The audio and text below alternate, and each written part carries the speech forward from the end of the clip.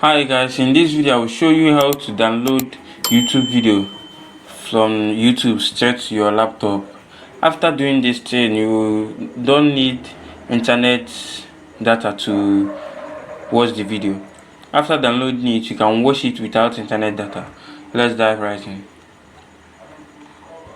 Just look for the video that you want to download. Let's take for example, I want to download this video. Let's just click it. Click the video.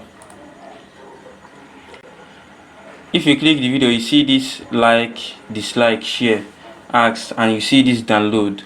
Just click the download. If you do not have premium, you can still download it. Just click this load download. If you want the high quality, just you have to buy the premium subscription and you can download. Just if you want to download it without premium, just click this low and please download. After it, you see the video is already downloading. After this, then your video will be right in your laptop. Thank you. If this video is helpful to you, just click the subscribe button and the notification bell, so anytime I drop an amazing video like this, you're gonna be the first to get it. Thank you.